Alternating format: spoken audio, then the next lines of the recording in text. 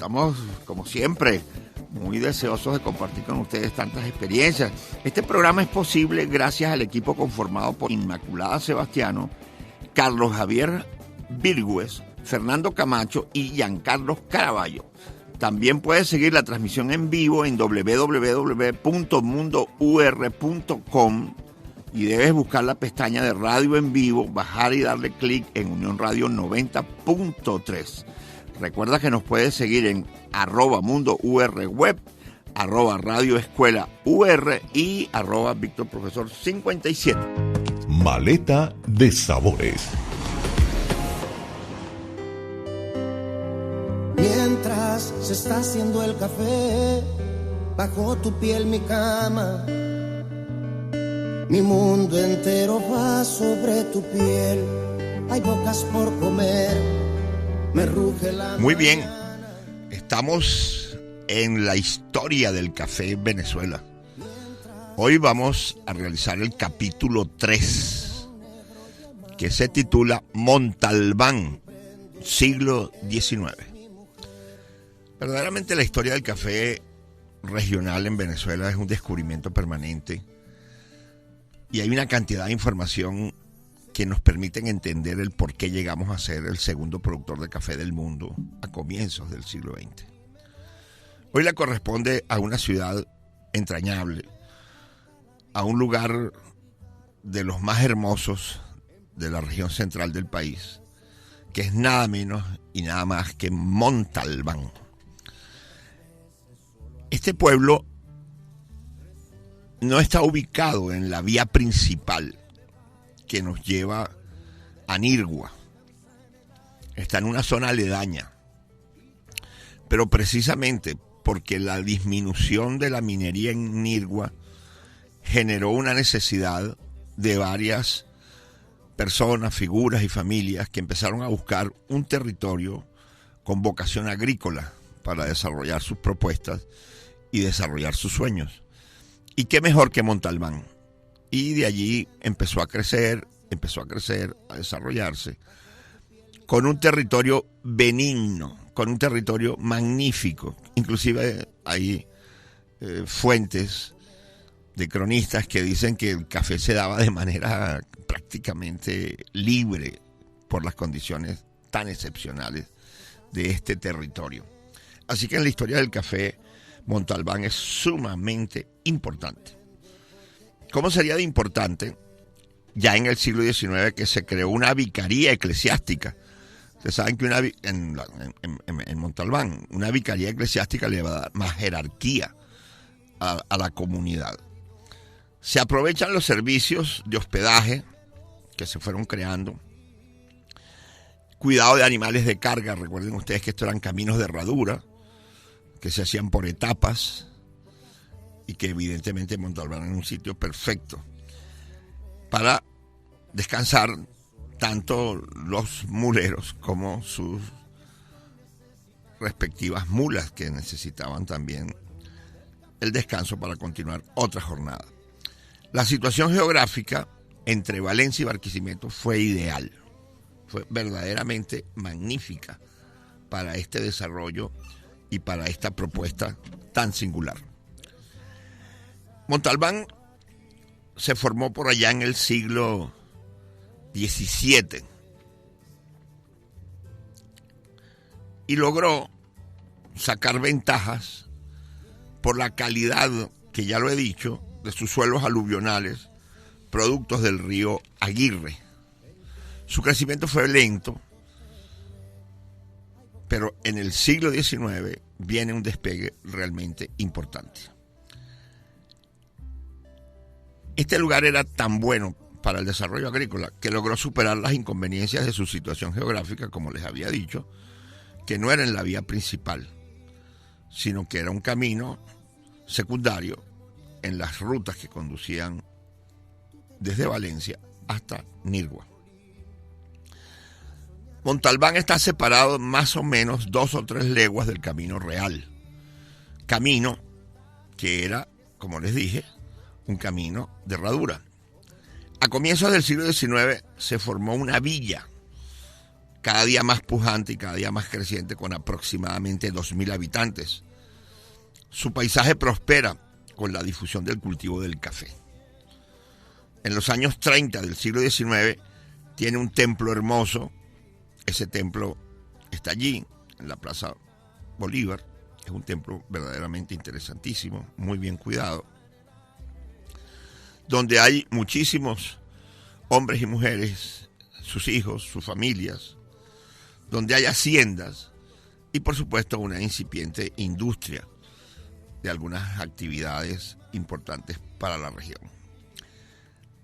Lentamente llega en 1834 a tener 3.200 habitantes, que es un crecimiento significativo en relación a los primeros 2.000 que les mencioné. Comienza a rivalizar con Nirgua. Ya Nirgua no era lo que fue a finales del 18 con sus minas.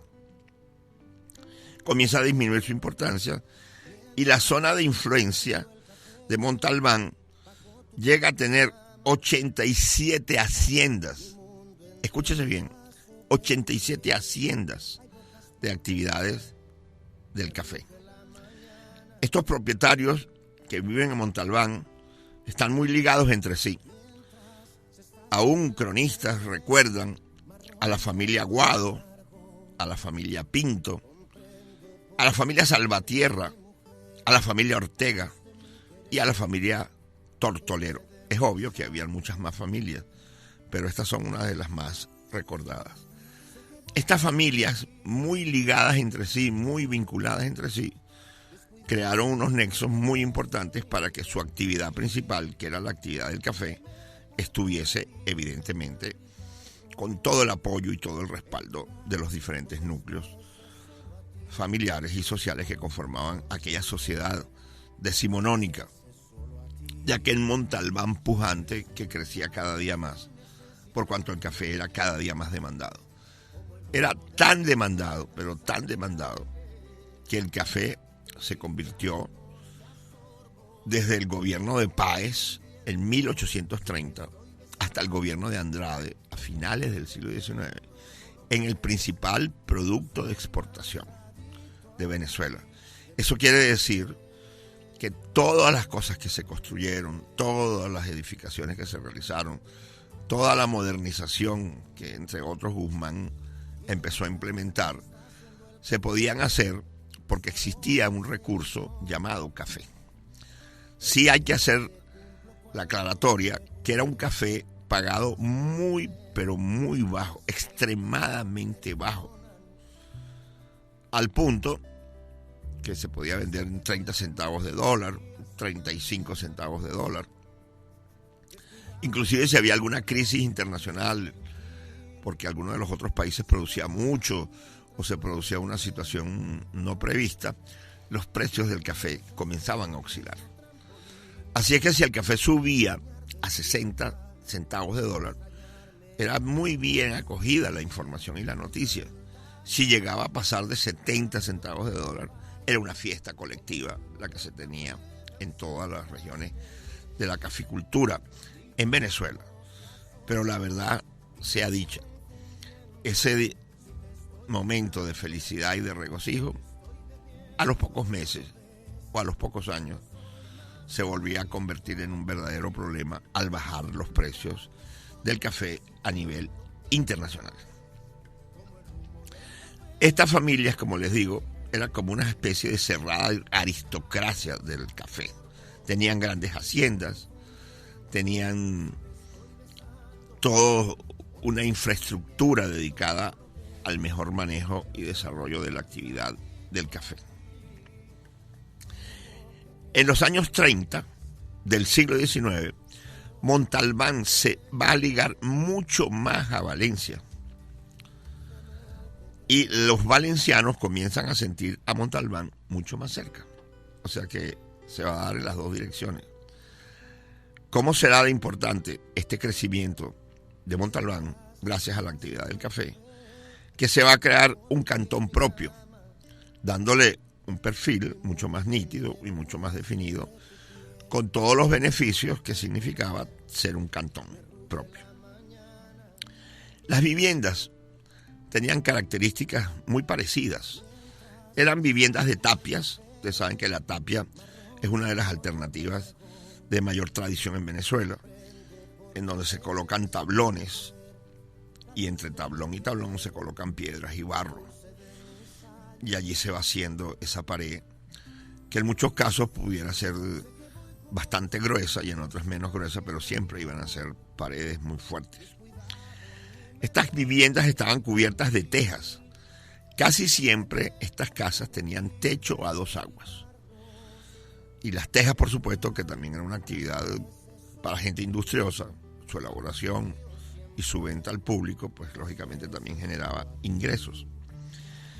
Tenían muchas de ellas corredores externos y otras tenían el típico patio central, donde tenían corredores internos donde se distribuían las diferentes habitaciones.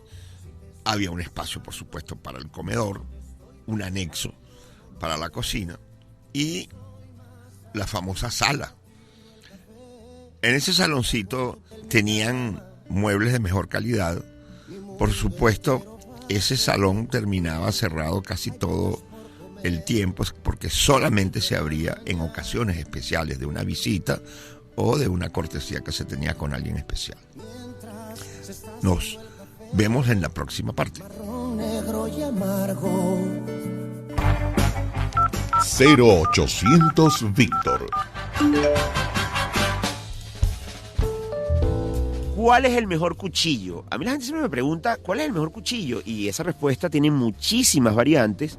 Yo, bueno, obviamente dentro del oficio, sea usted cocinero o no sea cocinero profesional, hay que tener dos que son los más necesarios. La puntilla, que es un cuchillo pequeño, que tiene entre unos 8 y 10 centímetros, y luego un cuchillo que llaman el cuchillo de chef, que puede tener perfectamente unos 20 o 23 centímetros. Y esos dos son, digamos, unas herramientas fundamentales para resolver muchísimas cosas. Luego también su conservación. ¿En qué sentido hablo de esto? Del filo. Hay técnicas como, por ejemplo, en el Táchira, en casa de mi padre, uno afilaba los cuchillos frente a las bateas de piedra. Y hoy por hoy va a depender de la calidad. Yo recomiendo que la inversión sea igualmente proporcional al uso que se le dé. Porque, hay cuchillos que tienen unos costos altísimos. Yo estaba en fábricas, por ejemplo, en China, y he buscado este tipo de cuchillos, pero también, digamos, en las regiones cercanas. En Brasil hay unas muy buenas fábricas, y hay marcas conocidas en el mundo. Los alemanes son famosísimos también, igualmente que los japoneses. Entonces, más que tener muchísimos cuchillos, es precisar los que necesitamos, e igualmente, ¿por qué no?, adaptarlos a nuestro presupuesto. Hoy por hoy en Venezuela es muy divertido porque se consiguen oportunidades, solamente hay que salir a buscarlas. Como les digo, un cuchillo utilitario que llamamos puntilla y un cuchillo de chef son, digamos, muy importantes. Y además recuerden que un cuchillo afilado es menos peligroso que un cuchillo sin filo. Y ustedes se preguntarán por qué. Bueno, porque uno se está dando cuenta, el que está afilado, uno está muy pendiente. Entonces, no se confíen. Siempre con atención y siempre obviamente con disfrute, porque también es interesantísimo cuando uno le agarra ese ritmo y ese cambio en la muñeca cuando uno corta. Así que el mejor cuchillo es el que más ustedes necesiten.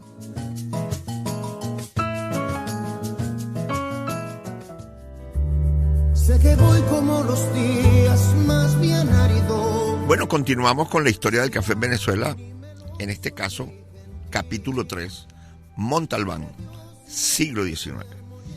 Todas estas familias, como he mencionado, que tenían una gran ligazón y una gran relación tanto por sangre como por el café, que era el punto fundamental de su economía, tenían los dedicados a esa actividad algún almacén para guardar café, como es obvio. Tenían una trilla empedrada para trabajar el café, y todos los instrumentos que traían en barco desde Europa que les hacía falta para su desarrollo y de su emprendimiento. También es bueno mencionar que en Chirgua, un caserío en esa zona entre Montalbán y Nirgua, había una gran producción de café muy comentada por los cronistas de la época. Realmente el estado de las carreteras reales, de los caminos reales, era bastante deficitario. Y hacia Nirgua especialmente eran de peor calidad. Así es que el avance poblacional de Montalbán y Bejuma le dan en conjunto una influencia hacia Valencia cada día mayor. Los valencianos se trasladaban hasta Montalbán, algunos con el interés también de invertir y de poner a producir alguna hacienda. Y eso, por supuesto, generó en este cálido pueblo de Carabobo un desarrollo muy significativo y de gran importancia. ¿Cómo sería el desarrollo del café? Que algunos cronistas dicen que se producía casi sin trabajo por las condiciones ambientales. Imagínense ustedes qué generosa es la tierra venezolana.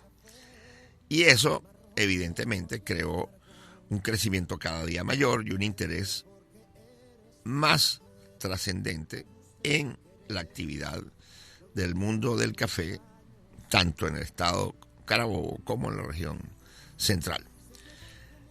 Es indiscutible que todos los que conocemos Montalbán sabemos que tiene un clima dulce y saludable, es apacible, es tranquilo y las condiciones geográficas les permiten un desarrollo verdaderamente interesantísimo.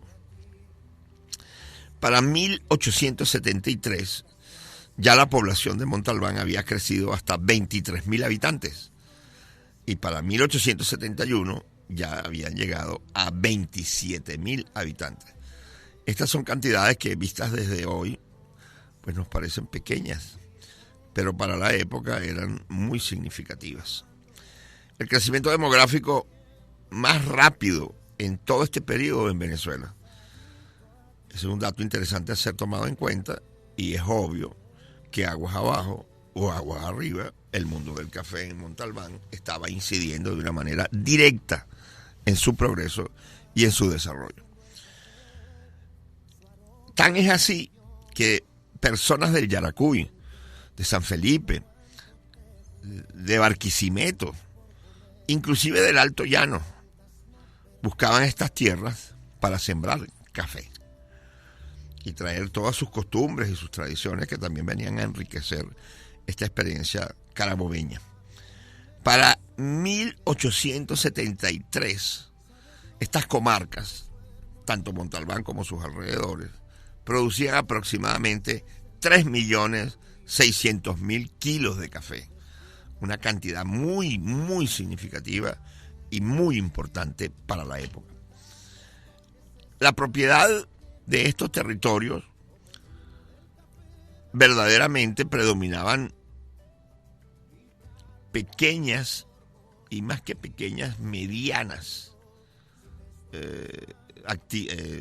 fincas, sembradíos que dejaban a los latifundios pocos en un lugar importante por el volumen de terreno que tenían, pero desde el punto de vista de la mayoría de los emprendimientos en el mundo del café, pues como les digo, eran medianos y pequeños, con lo cual la solidaridad, por supuesto, aumentaba. Para 1870 se comienza a construir un camino que ya no era de recuas ni caminos reales, era un camino de rueda. ¿Qué eran los caminos de rueda? Los caminos que se dedicaban a que diligencias, carretas fueran utilizadas para la mayor comodidad de los pasajeros y por supuesto para un mayor volumen de transporte. No es lo mismo una mula con 2 sacos en los lomos que 10 carretas, 20 carretas, 30 carretas, llevando los productos de intercambio para la época. Ustedes saben que el ilustre americano, como se llamaba Guzmán Blanco, decreta la carretera. Y ya hacia 1875, esta carretera llega a Montalbán, haciendo la comunicación muchísimo más sencilla, más expedita y más rápida, como hemos venido comentando a lo largo de este programa, con la ciudad de Valencia. Montalbán va a tener un singular crecimiento demográfico y todo esto debido al desarrollo del café. Hay una cita de un cronista de la época que dice lo siguiente: este departamento es hoy uno de los que más producen este precioso grano en la República y es de los de mejor calidad. Cierro la cita. Realmente, cuando estamos hablando de Montalbán, lo estamos hablando con muchísima propiedad y con muchísima certeza de la enorme calidad que tenía este lugar tan significativo y tan importante del estado Carabobo. Para 1877, solamente Montalbán, ya no la comarca, solamente Montalbán produjo 2.484.000 kilos de café. Montalbán, como les he venido diciendo, tenía un ambiente extremadamente limpio,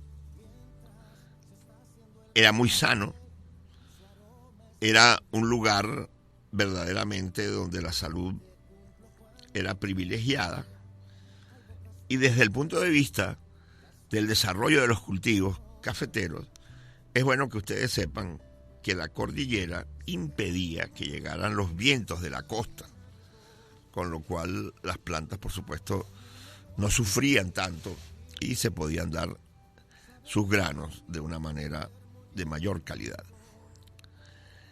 En la ciudad, evidentemente, vivían los caficultores.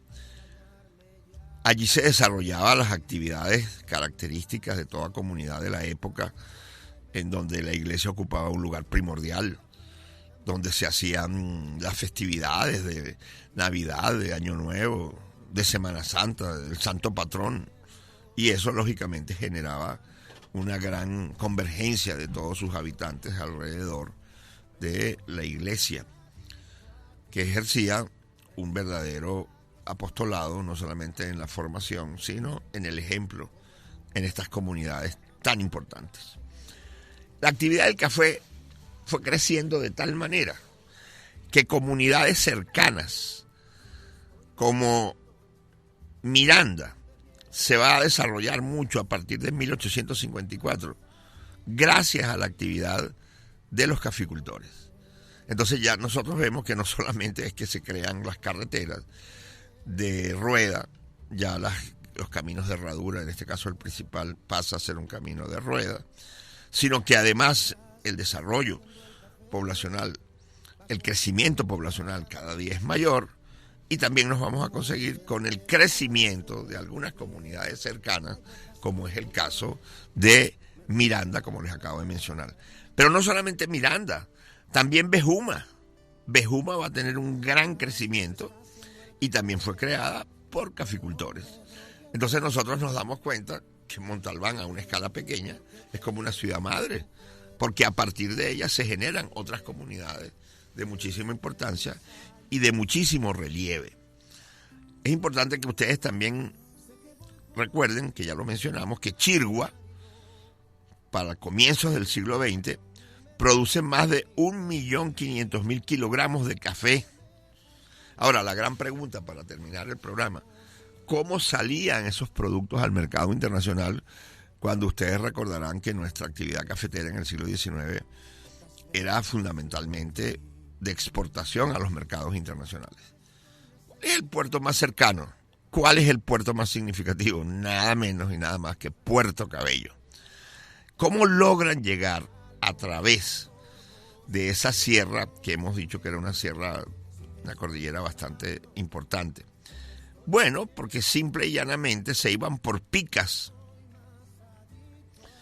y por esas picas de caminos de herradura llevaban arreos de mula para poderlo transportar. Y cuando llegaban a la estación ferroviaria de Trincheras, el viaje era mucho más expedito. ¿Por qué? Porque llegaban muy pronto a Puerto Cabello. Esta es la historia del café en Venezuela en el siglo XIX. Por comer, las cuentas no perdonan. Bueno, muchísimas gracias por escucharnos y recuerden que nos pueden seguir por @mundourweb, @radioescuela UR y @VictorProfesor57.